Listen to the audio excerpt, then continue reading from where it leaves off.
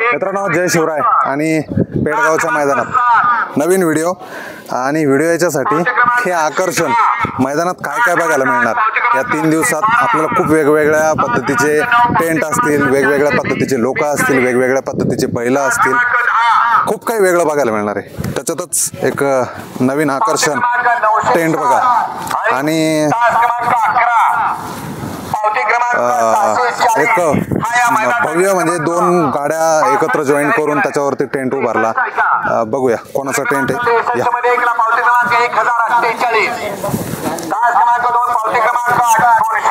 नमस्कार, राम राम सगळ्यांना।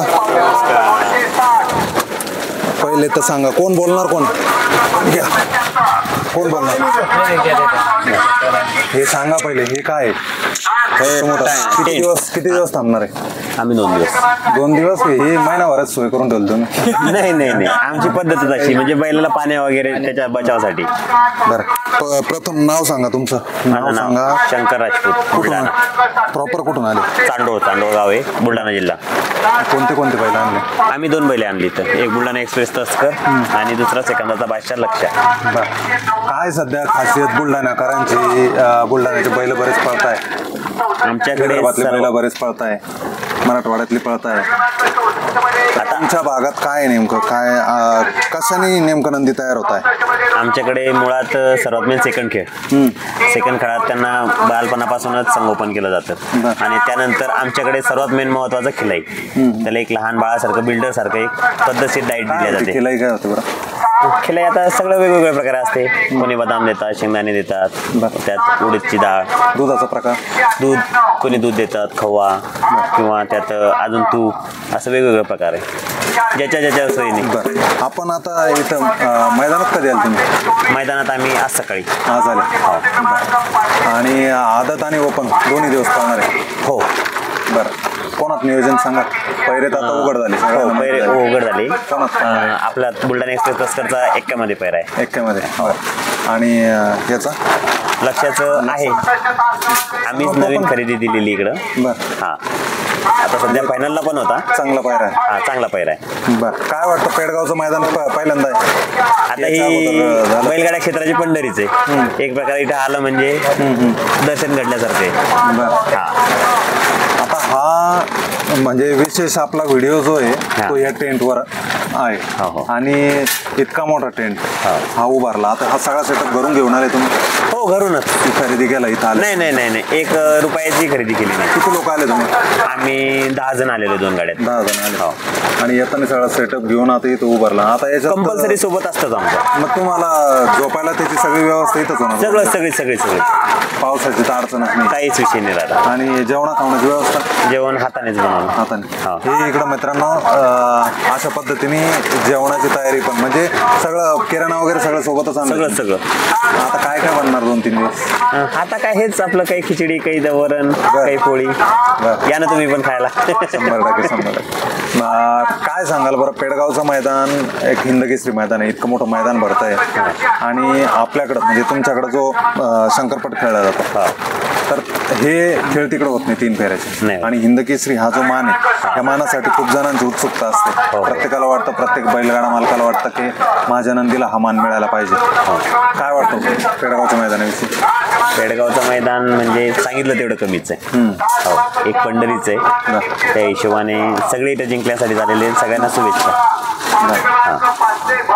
तरी म्हणजे अंदाजा काय वाटतो की मराठवाडा, पश्चिम महाराष्ट्र, उत्तर महाराष्ट्र कुठला नंदी त्या ठिकाणी जम धरू शकतो? कारण फाटी बघितली आपण, आम्ही तर एकच विचार केलेला आहे। आमचं समजा बाकी आमच्याकडची तर जवळपास 50 बैल आली तर पण एक घरचा जुगा आहे तो 100% आम्हाला एवढी गॅरंटी का तो गुलालात राहू शकतो। 1 नंबर करू शकतो आखरी परमेश्वराच्या हाती। आता येताना किती खर्च आला हो तुम्हाला इथपर्यंत यायला? इथपर्यंत यायला समजा 20,000 रुपये तर भाडाच घेतो आतापर्यंत। म्हणजे जाऊन येऊन 20,000 रुपये? म्हणजे गाड्या रेंटच्या भाड्याची? हो, रेंटच्या दोन्ही पण गाड्या। आणि मग आता परत जाताना खाण्यापिण्याचा खर्च वेगळा. हो, खाण्यापिण्याचं सगळं. आता हे सगळे मित्रमंडळी का सोबत? हो हो, सगळं मित्र म्हणजे. यांना काही बाकी नाही, हे फक्त एक प्रेम संबंध. प्रेमासाठी? हा, बस म्हणजे बैलांवर तुमच्यावर प्रेम करणारे लोक. बस आमचा हा सगळा ग्रुपच आहे. अजून ग्रुपची मुलं यायची राहिली. हा, येते संध्याकाळी. थोडं दाखवा ना टेंट, ये थोडस, कारण हे एक शेवटपर्यंत आकर्षण राहणार आहे. हो का? आणि असा टेंट मला नाही वाटत कोणी उभारणार, कारण की इकडे या बैल बघू आपण. याचं काय नाव? तस्कर बुलढाणा एक्सप्रेस. बुलढाणा एक्सप्रेस तस्कर. आणि हा लक्ष. हे कोणाच्या काळात पळाले?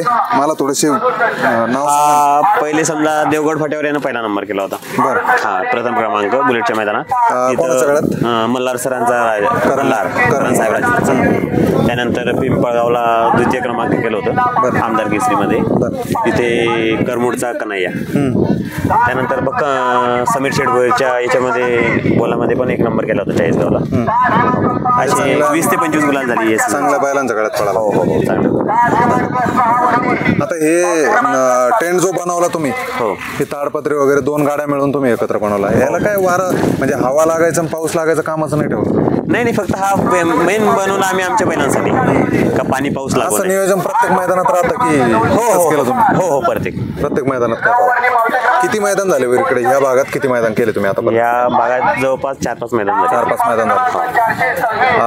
ओढ लागली म्हणजे इकडच्या मैदानाची जास्त ओढ लागते आता शंकरपटापेक्षा, कारण की तिकडच्या आणि आता सध्या शंकरपट आमच्याकडची बंद झाली, त्याच्यामुळे इकडे मैदानात. तरी पण शंकरपटात आणि याच्यात खूप मोठा फरक आहे. हो, याच्यात गाडी जर गटाला राहिली तर सेमीला पळती, सेमीला राहिली तर फायनलला पळती. सेकंदाला हे फाटी कमी आहे. सेकंदाला फाटी कमी आहे सर, पण विषय कसा आहे, सेकंदाला हे जास्त आहे, डोकं जास्त लावावं लागते. बरं, काय म्हणजे त्यामध्ये हाक्याचं नियोजन पाहिजे, दुरकरीचं, त्यानंतर सुट्टीचं नियोजन पाहिजे. म्हणजे जिथून बैल पाऊल उचलतो नंदी तिथून तर पुढचा धागा तुटेपर्यंत पूर्ण नियोजन लागते त्याच्यामध्ये. एक काही तर सेकंदाचा खेळ असतो तो पॉईंटचा. मला एक गट सांगा ना, कोणत्या गटात गाड्या पळणार? तस्कर 9 नंबर गटात पळणार आहे आणि हा 92 नंबरच्या गटात आहे. 92 म्हणजे याचा शेवटचा पायरा डायरेक्ट? हो, जवळपास शेवटच ना, कारण की ते झाल्याच्या नंतर सेमी लागेल लगेच. हो, सेमी. आणि इथं काय बाकीच्या मैदानासारखं हळूहळू काही राहणार नाही, याला स्पीड राहणार आहे मैदानाला. हो. तर नक्कीच नंदी गुलालात राहो या सदिच्छा. आणि सगळ्यात महत्वाचं जे आकर्षण होतं मित्रांनो, जी टेंट लावली हे आकर्षण होतं आणि हे दाखवायचं मुख्य कारण होतं, पण नंदी देखील गुलालात आहे. तर लवकरच भेटूया. धन्यवाद. जय श्री.